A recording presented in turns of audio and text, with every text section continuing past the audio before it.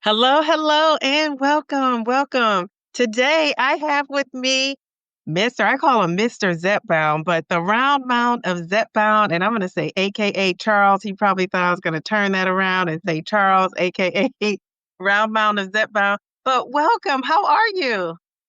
Thank you for having me. I'm doing great. How about yourself? I am doing good. I am doing good. It's nice to meet you. It's nice to see you. Even though we're not in person, I feel like we kind of are. You know what I mean? Yeah, yeah. So that's cool. So, can first start off telling us, how did you get that name? Because that reminds me of one of my guys in basketball, Charles Barkley. How'd you get that round mound name? Yeah, you got it. You nailed it right there. That's it. During the '90s, he was a real big star. Bigger than a lot of people just know him as a TV analyst, but he was a big basketball star back in the '90s. And I always heard that I would be walking around and stuff, and people say I look like Charles Barkley, and I would tell them, yeah. The funny thing is, my name is Charles. And it even went to at one point I had my best friend. I went over his house, and his little brother went around the neighborhood telling all his friends in the neighborhood that Charles Barkley was over at his house. So all the kids rushed the house and tried to get my autograph. So that was pretty funny. So Charles Barkley's nickname was the round mound of rebound. So I just flipped it and into the round mound of Zepbound. So that's how I got there. And the funny thing is, he takes Manjaro, so he's also on a GLP-1. Yes, yes, that's so funny. I saw him on Oprah, and I don't know if it was Oprah's show or Gail's show, but he was talking to them about it, and I was so surprised. I was glad to see though a guy came out and admitted it because I think maybe I think it would help take the shame off of any male who feels that way. Yeah. Which leads me into a question that I was going to ask you down the road, but since you were talking about it, did you ever feel like, okay, I'm a guy. Do I really want to come out and say I'm using a GLP-1? Yes and no. There was a little bit of apprehension about telling my family at first. Oh, wow. Um, um, there's this, there's this unspokenness that you have to do it the manly way. Um, and that means going to the gym, lifting the whole gym, and being a gym bro, and doing all the lifts and the creatine and the protein shakes and all that stuff. And I tried all that stuff before. And I knew how to do all that stuff because I'm a former college athlete, so I knew how to do all that stuff, and I tried it all, and I just couldn't get it to stick. And so when I first started, I was just keeping it to myself, and I was looking for other men that were on the same journey, and couldn't find anyone.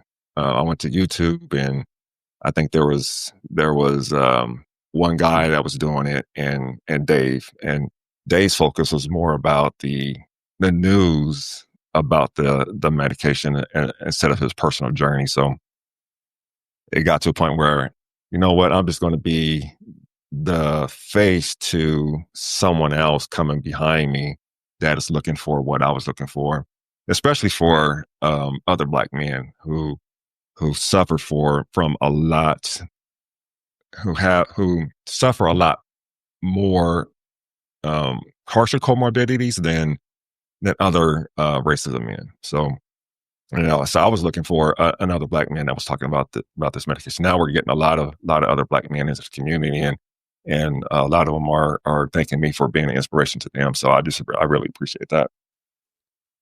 Yes, I think, and I'm glad you're out here. And a lot of times when say, the black man or the black woman, I think sometimes people wonder why do we pinpoint that? But when you go to a doctor, especially if you go to a doctor that's kind of, knowledgeable about that, that's when you find out, like, we have more comorbidities than, other races. That's when you find out we need to get checks earlier. And so Yeah, if you have a doctor that doesn't know that, we need to be checked out, sometimes it's 5 years earlier than, let's say I remember when I got a colonoscopy, and at the time I was, I think 50 was the age. When I went, my doctor said I wasn't 50, but she said, "Because you're African American, you need to get, a colonoscopy earlier." And I said, "Really?" And so, of course I trusted that she knew what she was talking about, and of course she did. And actually, they lowered the age for everybody, and here lately. So I think, all of that matters. And, just making connections with people, everyone wants to see someone like themselves. And you can do that with any race, but it does help when you see someone that looks like you. So Yeah, yeah, I, and you know that they are, representation does matter, and our health outcomes for the Black population are a lot worse than by comparison the white population. So it's not at the exclusion of other races, but we also want to be mindful of the impact to our health as um, African Americans in this community. And for that purpose, I actually sought out. I moved to Vegas about 6 years ago now, and I was looking for a primary. I'm probably on my fifth primary now, and I finally found one. Now, and for this one, I was looking for a a woman of color, and someone that was young, because tend to be more empathetic, and then a woman of color, particularly a Black woman, is going to be more in tune with the needs of the Black community as a whole. And someone that's younger is going to be not so ingrained into the old ways of thinking. So I purposely sought that out, being a Black man trying to find a healthcare provider that will be on the same page as me. well, that's interesting though that you were looking for a female. Why was that? The experience that I've had with a lot of men providers is disinterest, and is more of suck it up. And I'm past that mentality. I don't I want someone that's going to listen to me and be in tune to my health needs and the risk of my health outcomes. And, and it's probably the best thing that I ever done. For example, um, this doctor, this primary that I'm with now, because I sought her out, I got screened for prostate cancer. Had never been a discussion with any of my other providers. And as a Black man, I should have been having that discussion at 45. I didn't have it Yeah. until I was a few weeks before my 50th birthday.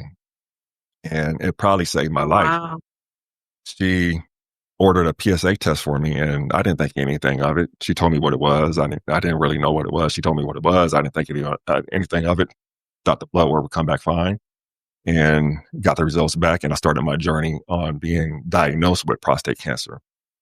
And if it wasn't found when it was found, I probably would have had a worse outcome, because Black men are 80% more likely to get prostate cancer and twice as likely to die from it.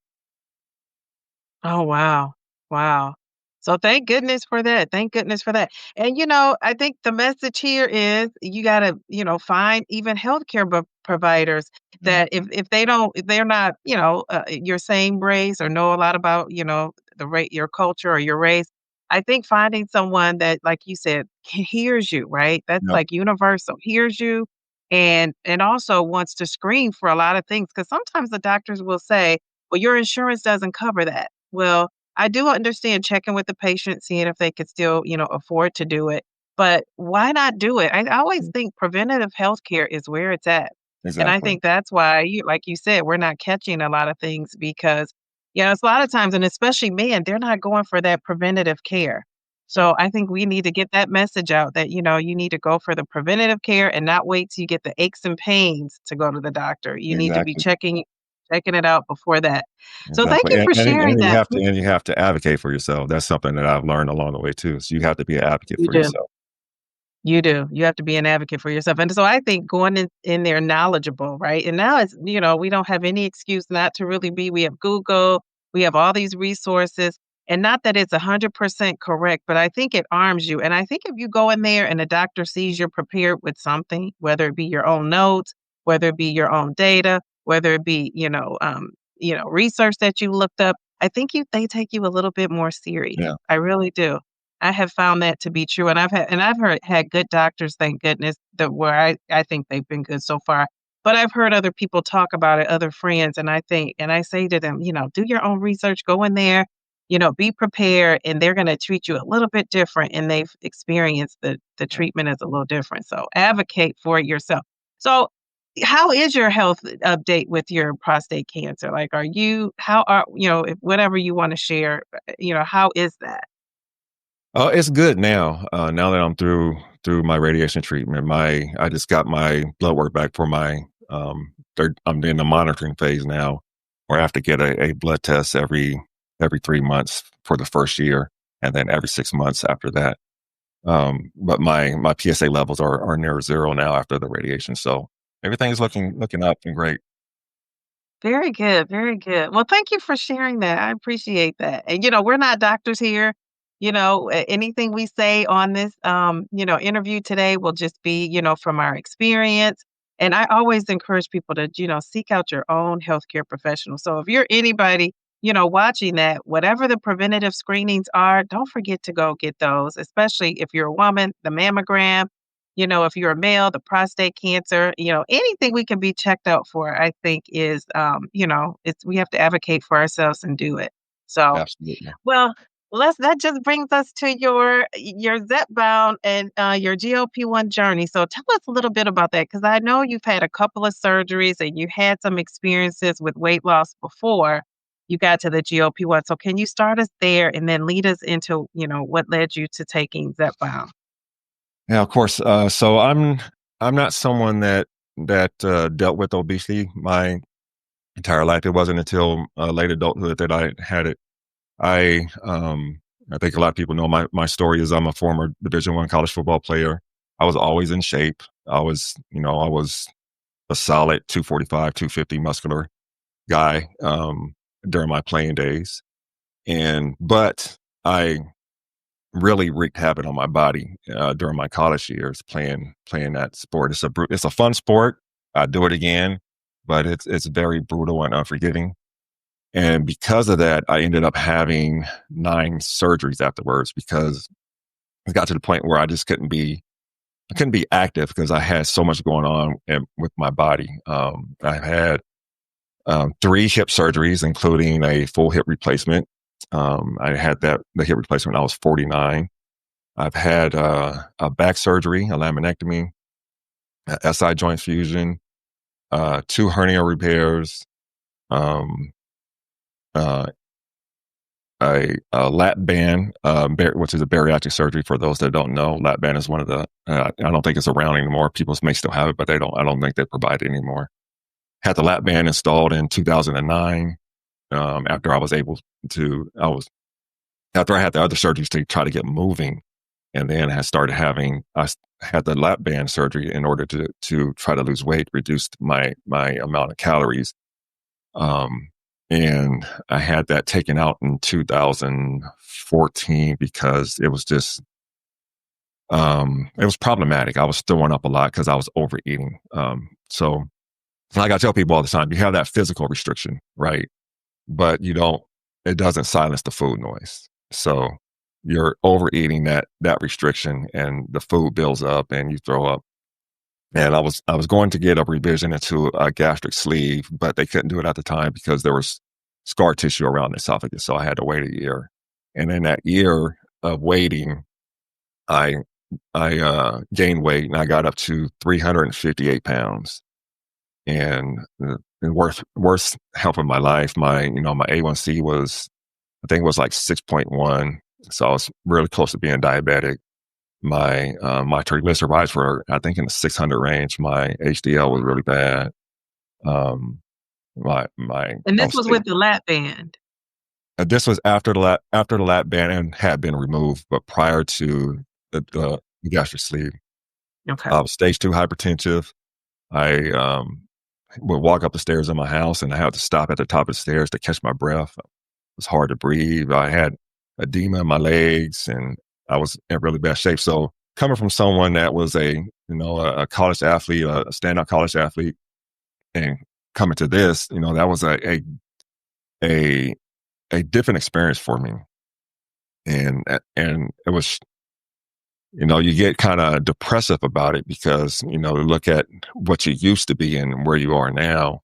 And you wonder, how did you get here? Because you know how to work out, you know how to lift weights, you knew all the things to do, and you would do them, but my body wouldn't cooperate with me, whether it was being able to sustain a workout or stopping eating. Um, and so I had the gastric sleeve done in 2015, and I got down from 358 down to I think it was 274, 275. And I kind of maintained around 280, between 280 and 285 up until 2020. What happened in 2020? COVID hit. Yeah. And I worked from home for a year and a half. Um, and that put me in close proximity to the refrigerator and the pantry with all the sweets in it and all of that. And I'm also stress eating because I'm worried about getting COVID myself because of my obesity and my sleep apnea and all that stuff put me at high risk. And my wife has autoimmune disease. She has lupus. So I'm worried about her getting it and her body not being able to fight it off. And so I'm stress eating. My gym membership is canceled. I try to walk, but my hip wouldn't cooperate. So I ended up having to get a my right hip replaced at that time. And so I gained weight I got back up to 335 pounds. And you talk about getting down on yourself. And the funny thing is, I really didn't, you kind of operate in a mind frame, at least I did, that you're still that smaller person and you don't really see it yourself in the mirror. And I avoided pictures. I know why I did it now because I didn't want to get a picture taken of me in my state. And it was actually a picture that got me on a path to a GLP-1. We took a family cruise, my wife and I, and some of our cousins, and ended up being in a couple pictures. And I looked at the picture and I was like, how did I let this happen again? After 2 bariatric surgeries, I'm back to where I was. And so I made the commitment when I got off that boat. That was in February of 2023. I made the commitment when I got off the boat that I was going to try keto. Um, so I tried keto. Keto was successful. I lost about 35 pounds on keto. And then it kind of stopped working for me in June or July. The food noise started taking over again, especially around the 4th of July because of the holidays and all that stuff. So I ended up gaining weight back up to 320, 315 or ish. And then I learned about Wegovy. So I really didn't have a primary at the time. I was in between primaries. And so I reached out to a telehealth, a, um, a normal medical telehealth, not a compound GLP telehealth. But I reached out to a telehealth to ask about getting on Wegovy.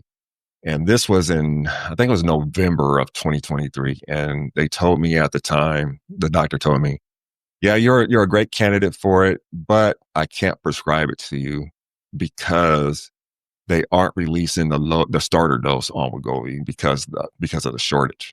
This was at the point where Novo Nordisk had stopped releasing the starter dose. So he said it's going to be about 4 to 6 months before you can probably get a prescription for it. And so I said, okay. And I think towards the end of February, news came that Eli Lilly's Zepbound medication got approved. So I reached back out to that doctor and he prescribed the medication for me. I think that was the first week of January. I had the prescription, went through the PA process, and that took about 3 days. And I had the medication the next week. So I started on January 12th in 2024 at 315 pounds. Wow. So let me ask you, so what made you contact the telehealth company as opposed to like, did you have a primary care person at that or doctor at that point? Or were you like, why didn't you just go to your regular I PCP? I had a PCP, but I didn't have a PCP. I think that was on my fourth or fifth PCP. I grew up in California. I'm a California kid. I was born and raised in California, and had spent and then I moved to Portland for school, and I spent 22 years in Portland. And so living in California and Oregon, the medical system there is completely different than what I experienced here in Nevada. Um, and in both Oregon and California, the generally the doctors work for the hospital in the hospital.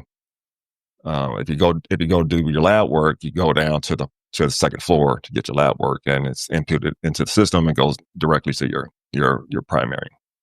And then to go to X-rays, you go to the fourth floor. Everything is contained within the hospital, within that medical system, and you can contact your doctor online through um, uh, their website, and there's like my chart is used and all of that. So in 2019, I took a job in Vegas and moved down here, and the the medical system down here is completely different. Everything is unattached. The Okay. doctor may have admitting privileges at the hospital, but they don't work at the hospital. They have their own private practice. So if you Mm. got to get if you go blood work, you got to go to Quest. If you need to get X ray, you got to go to a place called Steinberg or Desert Radiology. Everything is disconnected. Um, and I needed to speak to my primary one time, and she ran her own um, medical office, and she took a vacation around the holidays, I think it was, and there was no backup doctor that I could talk to. So there was like 2 or 3 weeks before I was able to even call the doctor to ask a question, let alone get into for an appointment. So at the time, I was looking for a new primary. This is the primary that I'm with now. And so I scheduled an appointment to have my first appointment with this primary that I'm with now. And that was in November of 2023. But I couldn't get in to see her until February of 2024. So Uh, I found a telehealth online that took my insurance and and and did some of this GLP-1 medication prescriptions and reached out to them. So that's how I ended up there. But once I went through the process of getting the medication and all of that, once I got in with my primary, I transferred my care over to my in person primary. okay, very good. Thanks for explaining that. And, again, you're advocating for your health and you're on it. So I love Yeah. that. I love that. All right, so you get the Zepbound. So let us know. So you take that first injection. What was going on in your mind? Where was your mindset at? Were you in the game at this point? Like, how did you feel? I was kind of unsure about how it would work. I was trying to learn everything I could about it. I was on YouTube University, trying to figure out everything I could, Googling everything. I think I had it for about 5 days before I took the injection, and that was kind of purposeful. At the time, we had returned to office. I was on a hybrid schedule, so one of my hybrid days at home was on a Friday. So I wanted to take the injection on a Friday just in case I had some kind of reaction. That way, I could still I could be at home working and then have the weekend to recover. So I took my injection on January 12th, Friday, January 12th, and wondering how this thing would work, unsure of anything. And I wasn't sure how my body would respond to it. And it responded really, really well. I think I lost just under 9.5 pounds my first week. Um, 9.5 pounds yeah, on your first week. first week. Jeez A lot, Louise. a lot of water weight. So when you get on the I was, scale, and I though, were wasn't. you like, "This is too good to be true"? Yes, yes, yes. And at this time, I'm not working out. I probably waited um, a month before I started working out. That I wasn't sure. But then when I started seeing what it was doing, I was like, I need to supplement this and add to it. I restarted my gym membership and started going to the gym. So I hit the gym 5 or 6 days a week at that point. Now, how So far along into it were you did you get to the point where, like, "I'm about to boost this baby up. I'm about to really do it." What like, were you in week 1, not week 1, because week 1 was the 9 pounds when you were like, "Okay, water weight." And then what was the next weigh? And, like, were you like, "Geez Louise, what's going on here?" um, I think I may have lost 3 or 4 pounds the next week. I want to say I lost over maybe 22 pounds or so. Um, I don't know offhand. That first month, I think it was over 20. The first month, so that gave me the ultimate boost. I was like, you know what, this thing works, and I'm going to make sure it works. So I started hitting the gym after that, and it was all I was off and running at that point. You were off and running. Jeez Louise. So did you have side effects because you were dropping the weight? Any side effects kick in for you? The one consistent side effect that I've had is constipation. So I've just been trying to stay ahead of that. There were a few. I think when I went up to 5 milligrams, that first week on 5 milligrams, I don't know if I got sick or caught some kind of bug, but I was off. I was laid out for about 2 days, um, not feeling good, and it was the week that I took my first 5 milligram dose. So I was laid up in the bed for a few days, and I hardly ever missed work, and end up missing like 2 or 3 days of work that week. So I don't know if I caught a bug or if it was my body reacting to the medication. But other than that, just the constipation. So just trying to stay ahead of that with Mago 7 and Marilax at that time. Okay. Now, do you know who the $6 million man is? Yes. Okay, so you remind me of him. That is not my homeboy, Steve Austin. Remember? Yeah. I it flashed back to him because I remember like when they do the little intro, they say, this man, he's been whatever, injured and that like they were basically building him back up. And that's what your GLP-1 journey kind of reminds me of because you've had all these things going on, you had all these surgeries. So I feel like this GLP-1 came along and it was like your Steve Austin moment and you really took advantage of all of that. Yeah. And I wonder how much of having those other surgeries for the weight loss, how does that play into your GLP-1 journey? Because I was just watching a video where you talked about these supplements, and I do take a lot of supplements too. And that's really the only medication I've really ever taken is Manjaro, like a medication other than, antibiotics for this or that, but I'm a big supplement lady. So are you taking because you said your supplement price tag was like $150 a month basically to maintain your supplements. So Yeah. I wonder, is that because of your bariatric surgeries or in injuries, or is that what you would be taking anyway? And would you know? I don't know. Would you even know that? Well, the not because of the bariatric surgery, just because I'm trying to make sure I get all the nutrients that I need. The the one thing that I've constantly taken is the multivitamin and the calcium. So Okay. with this journey, I've added the electrolytes. I think I'm spending $117 every actually 3 months now because my wife split some of those packs with me Mhm. on that, and then um, the fiber. I take two different fibers now. The pre and probiotics and um, the Fairlife proteins. I actually have one right now. Yeah, It's that's the one right there. here. The chocolate. Yeah, That's one wait, oh, there it is. Okay, so that makes sense now because I was, went through your list and saw everything you were doing, and I thought and I didn't make the connection to the price of it all. yeah, And then when I read the article and they talked about you were talking about if you spend, your insurance covers the Zepbound, which is great. And so you have a cost savings there, which is why you could pick up the cost with the supplements and things you're doing. So I think that's great. Do you count creatine in there? Do you still take that? Creatine, I should say. no, I stopped taking it. I still have. I think I have almost a whole bottle down in my pantry. I stopped taking. I don't know why, but um, maybe I'll start it again.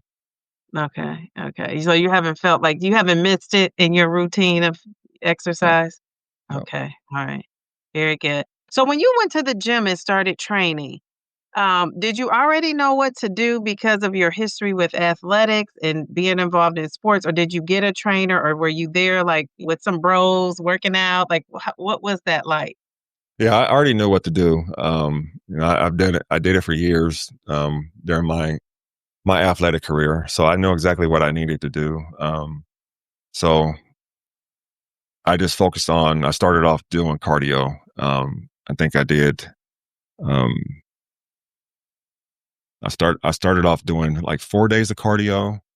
Then I stretched it out to 5, and then 6 days. And I was doing 45 minutes to an hour each day on the treadmill. With Yeah, just cardio? yeah, Jeez, just okay. cardio. And then I started incorporating weightlifting. I did that 3 days a week, so I did 30 to 45 minutes each time. Just doing a full body weightlifting routine each day that I did it. So I just did that consistently. And the biggest thing is that with this medication, it helps so much with inflammation, because that was one of my biggest frustrations pre GLP-1 is with my body. So much joint inflammation, my knees, my hips, my back, my neck, my shoulders. Um, I would, I would get into a routine working out, and inevitably something would go wrong. Something would start hurting, and I needed to do some physical therapy or do some surgery or do some rest. And then at that point, it's hard to get started again. With this Mhm. medication addressing the inflammation in my body and in my joints, I was able to do it pain free for the first time in, I don't know, 30 years maybe. And that, and uh, for as an example, I was actually supposed to have another surgery that February, the February after I started um, Zepbound, And so of because 2024. yeah, because my shoulder, I had frozen shoulder. I couldn't. This is the most I could lift this arm. I could not lift it above my head. So I was going through physical therapy for I think 6 weeks, and they scheduled me for a procedure, and they told me that I needed to stop Zepbound 2 weeks prior to the procedure. And then all of a sudden, like 2 weeks before the procedure, my arm started moving again. It just freed it up. It did that much for inflammation. And I was able to, I mean, it hurts still. I probably need to address it at some point, but I have full range of motion now.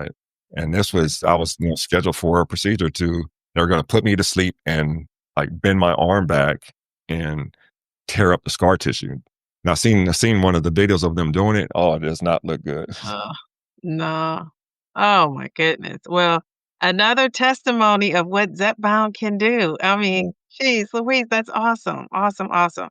So, but you were still able to lift those weights and just be still pain free even with that. Yeah. Wow, wow. Well, Well, I did that. I set a goal, um, and this was an arbitrary goal. There was no rhyme or reason as to why I set this goal. I just thought it'd be a nice number. So I set my goal. I wanted to get to 225 pounds, and I'm averaging 3 pounds of loss per week. And even in maintenance, I know, yeah, right? You still lost even in maintenance, right? yeah, this is before mains though. I lost Okay. over 3 pounds per week, so I hit my goal. I hit 223 in 29 weeks of starting Zepbound. And at that point, I tried Did to you ever go ahead. oh, go ahead. I was gonna say, I get so excited because I was thinking, I don't remember you gaining. I remember watching your videos, and then every week I'm like, this dude is losing 3 pounds every week. Yeah, 3 pounds. Maybe sometimes I remember it three over three too, but I don't remember you gaining. I don't know. Did you ever gain? I did not gain a single tenth of a pound. I lost every single week when I was actively trying to lose weight. I did not I did not gain until I actually tried to stop losing, and I dropped down from the dose that I was on. I was on 10 milligrams at the time. I think I had finished my second pen in my second box of 10 milligrams. And I immediately dropped down to 5 milligrams to try to stop the weight loss. And I did 5 milligrams for a month. And at that point, I was purposely trying to stop losing weight. So I gained like a tenth or 2/10 of a pound in that month period. But the food noises came back Okay. on 10 during that period. So I needed to bump back up. So I went back up to 7.5. So I didn't actually gain weight until I actually tried to stop losing weight and trying to maintain. And at that point I still ended up losing another 25 pounds while I was in maintenance, which I am now. That's how I got down to 198.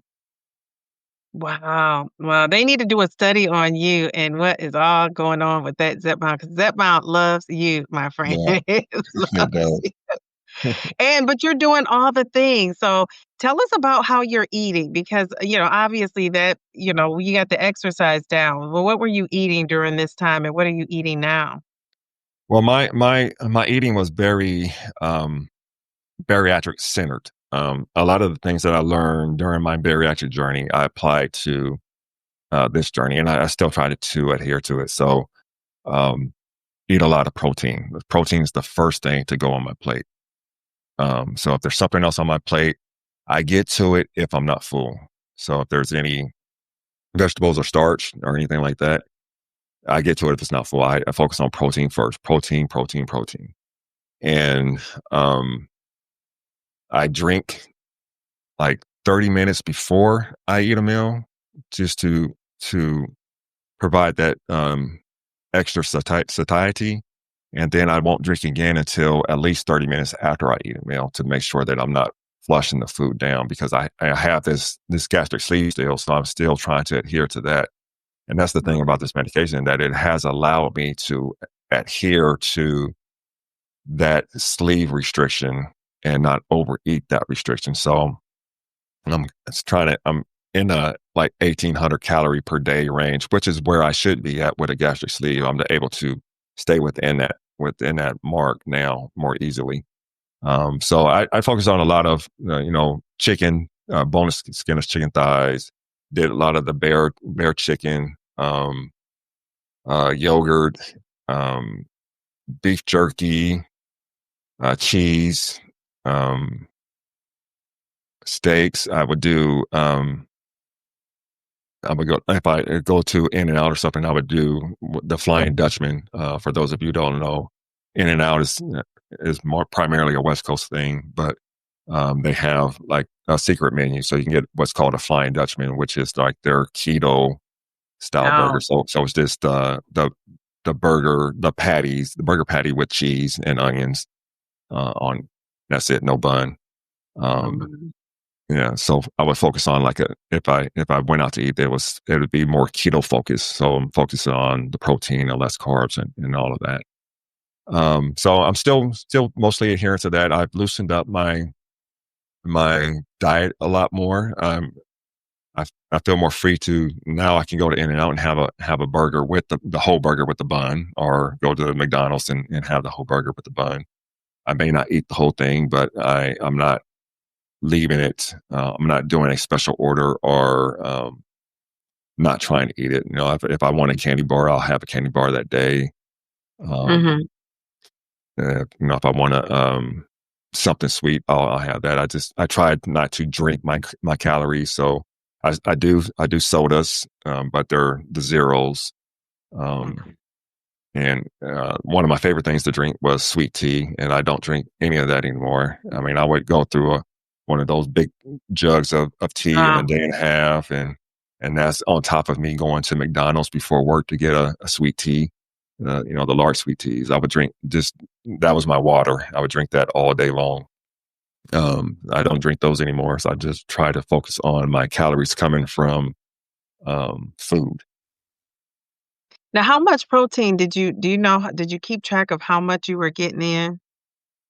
How many Yeah, grams? when I first started, I was tracking everything because I wanted to get in a rhythm to make sure that the things that I was eating was hitting my caloric goal and my protein goals. And once I think I stopped doing that probably like after 2 months after I got a routine going.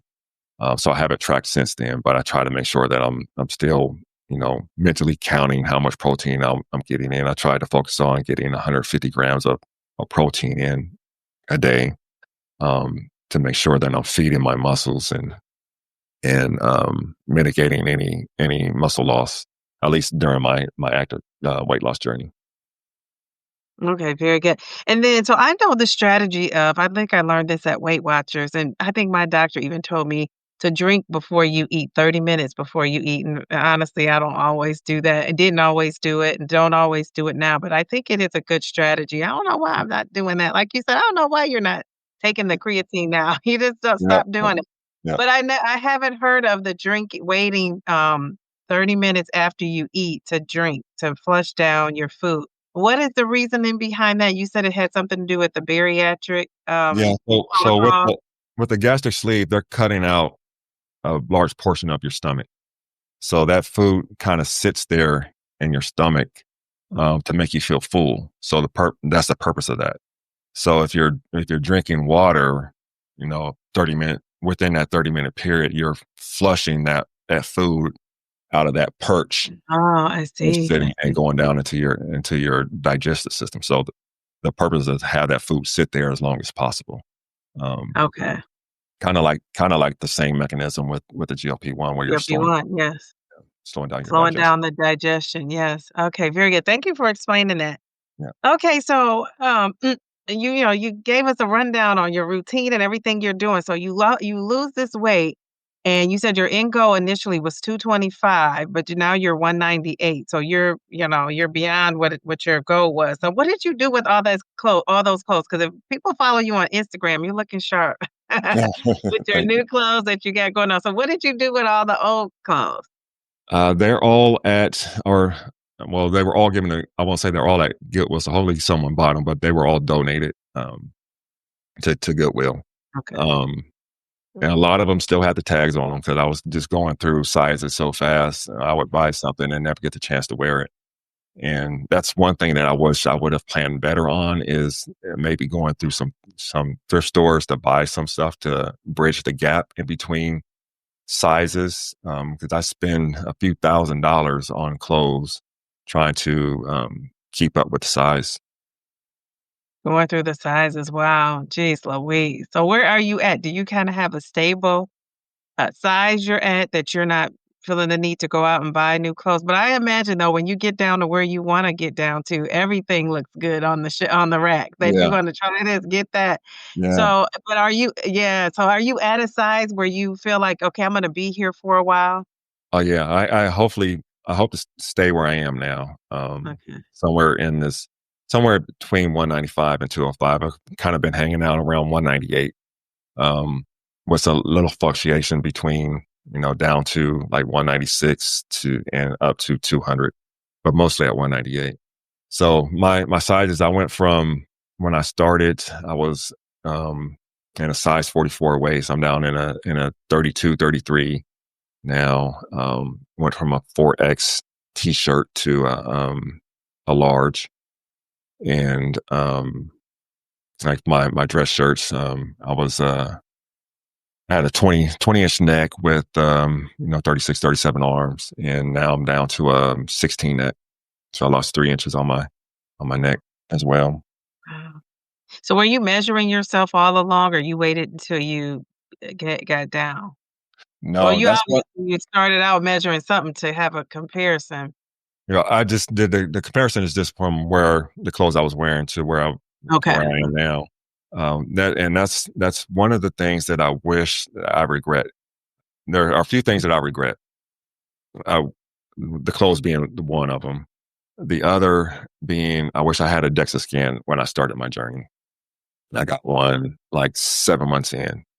That would have been important because my scale was not measuring my scale at the time was not measuring my composition correctly. I found out once I got my DEXA scan, and so DEXA scan, the clothes, taking more pictures during my journey, and I wish I would have done measurements instead of just weight. Yes, and so you know what, you hit on all the things that I would tell a newbie. My next question was gonna be to you, to ask you, what advice would you give? I think that's yeah, I don't know, you might have something else to offer. I think that's great advice though, because those are things you can't go back and do, right? Yeah. Once you missed it, you kinda missed the boat, but you can always start today. So if you're out there listening, watching this interview, you can start today taking a picture so that you can see yourself down the road. But I wish I had done those things. I did take my measurements at the very beginning, and I really need to like take them again and then just have like a trail. So I do have that, and I haven't shared that yet. But I wish I would have taken it even along the way, like 6 months, take my measurements again, and in the year, and I didn't do that. I skipped by it. So I would tell people I think that's a great thing to do to keep track because the pictures before and after, they really tell a story of their own, The don't they? the pictures are so powerful. Like I mentioned before, it was a picture that started me on this journey into a GLP-1, even though I see myself in the mirror every single day. And it's pictures that help me see the difference between different stages in my journey and where I was at that time. I would see myself in the mirror and I couldn't see it. People would, and then you go through the experience where other people are seeing it and they're telling you, and you're saying, nah. And you look in the mirror and you still don't see it. But then you see those side by sides of the pictures, like, yeah, I see what they're saying now. And then the more you see that comparison, the more your mind catches up to where your body is now. I would agree. Anything else you would tell a newbie, like you had somebody, they were new to these GLP-1s and they were like, give us that all-star Steve Austin advice. What would you say to them? That Um, one thing. Beside those things, I would say give yourself grace and do not compare yourself against someone else. You can't look at my journey and say, you're going to lose 3 pounds a week or you're going to lose 100 pounds. Your journey is different from mine. And, I did a video a while back about the Olympics in Brazil with Michael Phelps. There was one of his, I forget the guy's name, but one of his biggest competitors was in the gold medal race with him. And he at one point, his competitor looked over to see where Michael Phelps was, and he lost ground. You lost it. Yeah. And Phelps won the race, and I think he finished third. So he went from being in gold medal contention, and just that quick second of looking over to see where Phelps was, he ended up losing that race or coming in third. And I use that as an example. You don't worry about what someone else is doing. Focus on your lane. If you're losing, zero point 0.5 to 2 pounds a week, you are right where you need to be. You can't look at me and say, well, I need to lose 3 because he lost 3 pounds per week. My journey is different. I have a different body composition. I have a lot of underlying muscle from my days as an athlete. I have the gastric sleeve, which also helps with my caloric restriction. So my journey is not going to be the same as everyone else's. So give yourself grace. The scale is not the end all be all.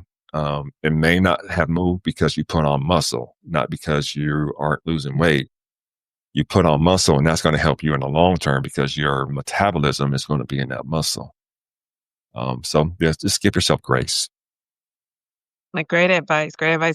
That's an excellent example you gave of Michael Phelps, right? Swimming, right? It reminds me too of track. I know some track coaches tell their, the students that, stay focused on your lane, what you're doing, unless you're, involved in a relay race where you got to look back at and they don't even really look back when you think Right. about it. They're, No, they they're, don't. They you know, just they're put their hand still, back.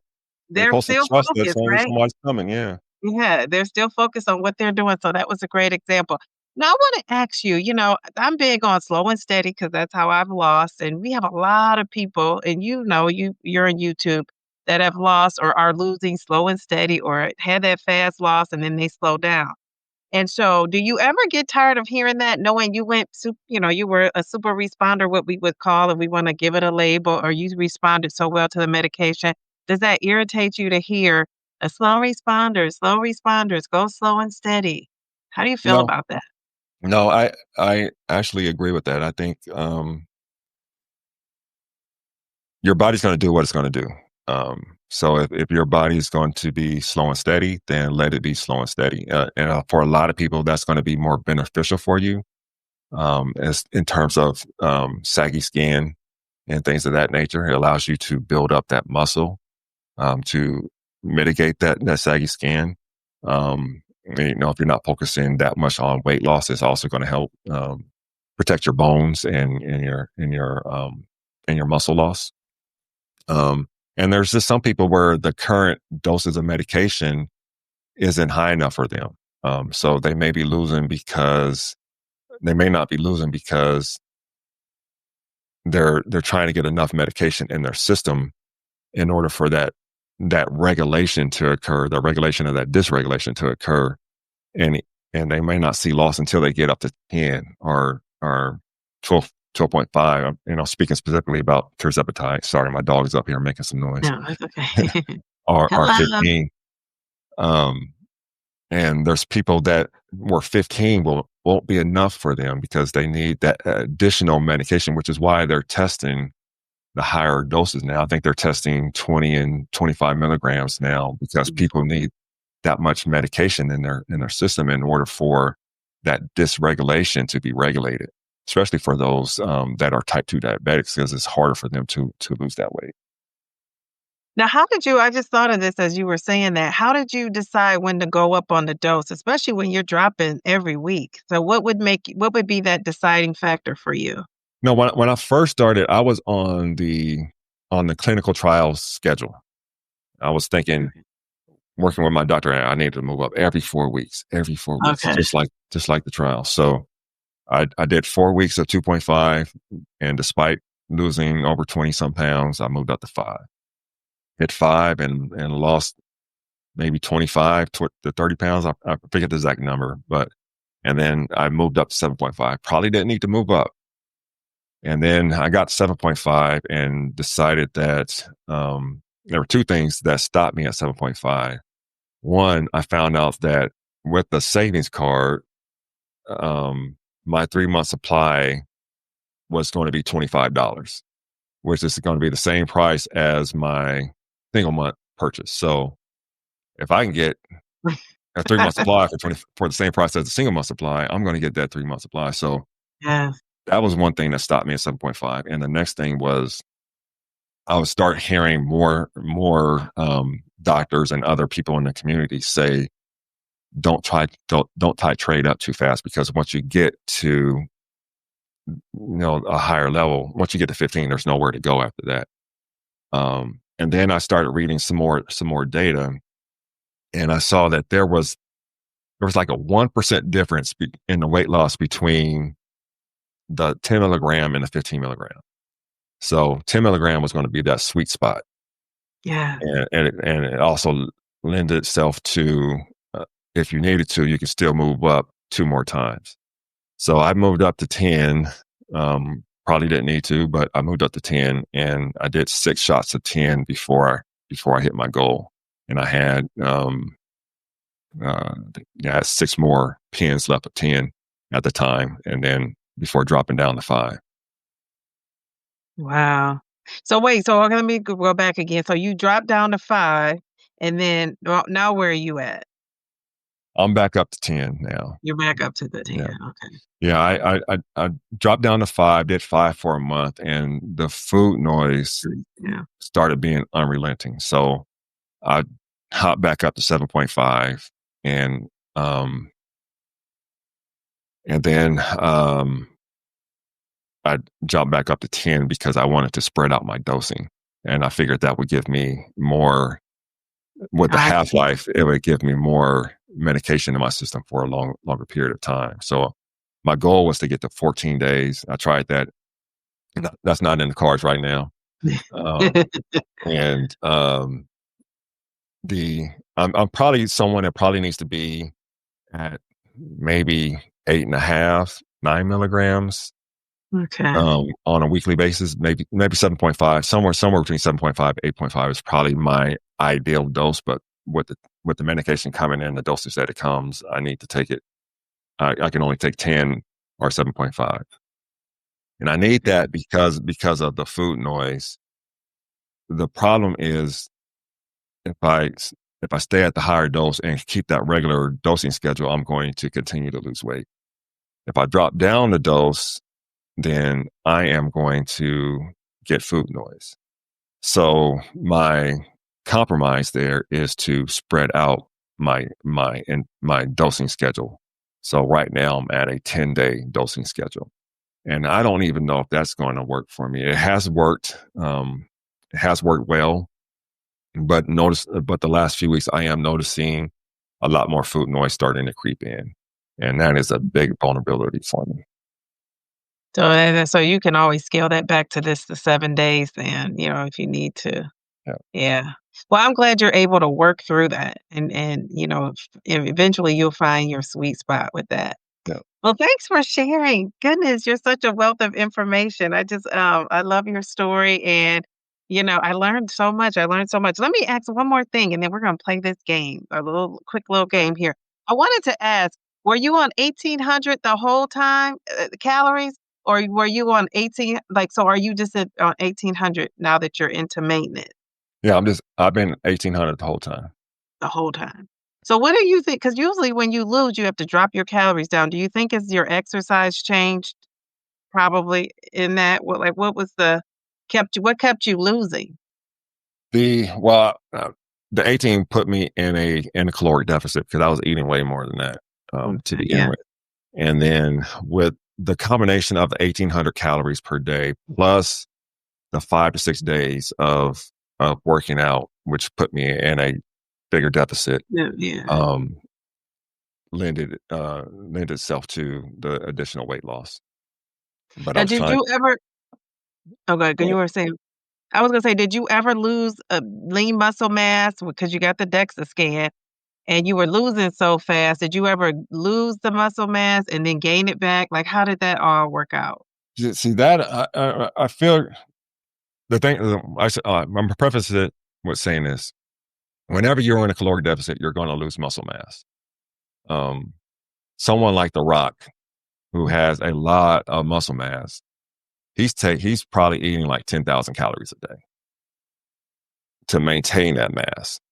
Um, Now, if you're in a caloric deficit, you're going to lose muscle mass. The goal is to mitigate that mass, mitigate that loss by taking your protein, getting your protein in, and lifting weights. So I feel I did that successfully. I have a high amount of muscle still. I did lose muscle mass. How much I can't tell you because I didn't have the DEXA scan to begin with. And the scale that I was using was way off in terms of its body composition component. And like it was telling me my fat percentage was like 8%. And when I had the DEXA scan, it was 24%. Oh my So gosh. so I bought a new scale, and I bought a new scale around that same time I had the DEXA scan, and the scale was right in line with that new scale was in terms of body composition was right in line with where the DEXA scan was in terms of my body components. So like right now at um 198, I'm about 18.8% body fat. So that's about about 37 pounds of fat and like 160 something pound, 162 pounds maybe of lean mass. So and my lean mass is standard, but my muscle mass is like 154, which is above average for my size at 198. Okay, very good, very good. So that strength training was working for you. It was Yeah. really saving the day. All right, so we're just gonna transition here. I'm gonna say a word. We're almost done, but I'm gonna say a word, and I want you to tell me the first thing that comes to your mind. If you feel compelled to explain it, do. But other than that, I just want to know your first thought. What comes to mind? Ready? Yeah. Okay. So I say Eli Lilly, but Lily. Making a lot of money. Too much. Mochi. Ooh. I'm not gonna touch that one. I did a video on that one. If people was coming for me. We're gonna say their word is video. Watch the video. Compounds. Need it.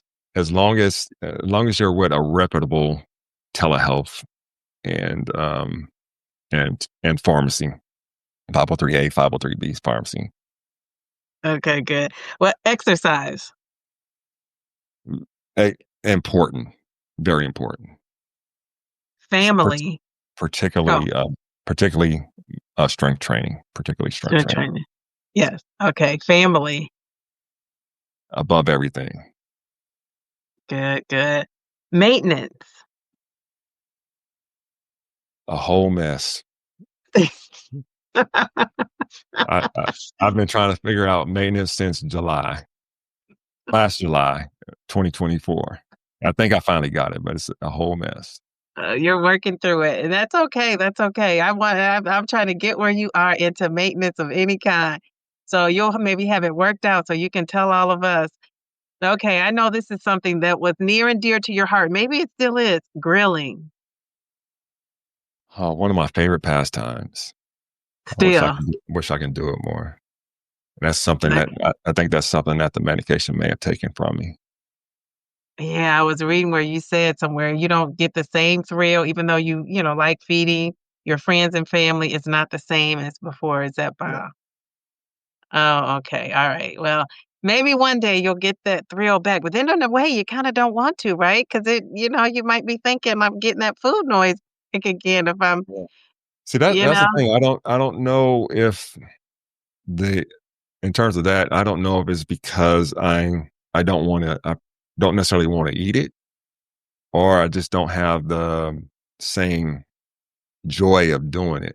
And I did it for the 4th of July, and I had a good time doing it, but the frequency that I used to do it like once a month at least, if not twice.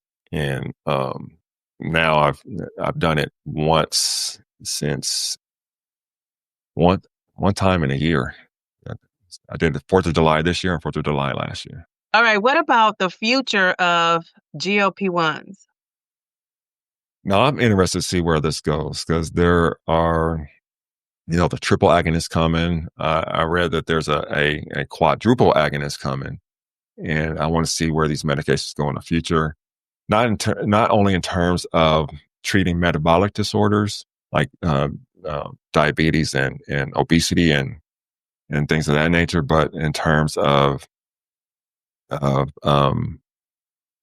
addictions and other health outcomes like it's helping with cardiovascular health and things of that nature. Because I've seen so many changes in my health outcomes. My everything has changed. The whole game has changed in terms of my health outcomes. But so just the things that it's doing now, I want to see what it's going to address in the future, and and I'm sure it's not just going to be GLP-1 focused. I'm sure that they're looking at other receptors in the bodies Yeah. and hormones that they can address that's going to address something and it's going to counteract some of the side effects that people are experiencing. Yeah, and I wonder, what would you think about taking, if you could be in maintenance and take a pill versus an injection? And I know that, or Forglipine, I hope I said it correctly. I know that just, they had high expectations. It came in, what it was 12.4% versus they thought it was in the before that it was like in the 20% where they were seeing all these great outcomes. And so that was a little bit of a disappointment. But would you be open to taking a pill versus an injection if it lets you maintain? If it was a weekly pill, yes. If it's a Okay, daily pill, no. okay. I'd rather do the injection because it's going to last longer. Right, okay, okay. But okay, yeah, that's true. Would you be open to, like, if another company came along and had it, are you tried and true with Eli Lilly or Lilly? Or would you be open to taking, a pill that worked with another pharmaceutical company? Oh yeah, yeah, yeah. I'm not tied to any pharmaceutical company. Okay. Anything out there that's going to be better for me or anyone else, I'll be a big advocate for it. I want you to talk about your YouTube channel a little bit. Before we get into that, I want you to think back. What would you use to describe yourself before you got on Zepbound? What word would be descriptive of how you were feeling, thinking, anything like that? Like, what's the word you would use to describe yourself?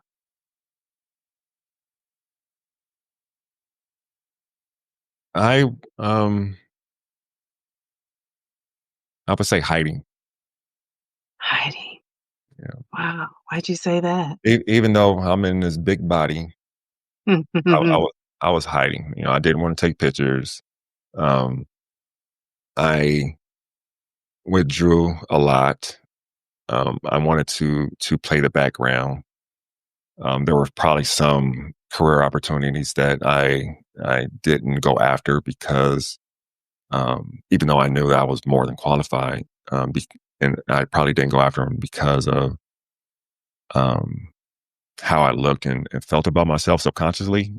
Even though I tried to portray this air of confidence and all of that, I was probably hiding and losing, being able to shed all this weight opened up my eyes to a lot of stuff that I was and let me know that I was hiding. Oh, that's beautifully said because I think a lot of us have felt that too. Yeah. Avoiding the pictures, avoiding being seen, knowing that you're seen because you're, bigger, right? You know you're being seen, but you still want to hide.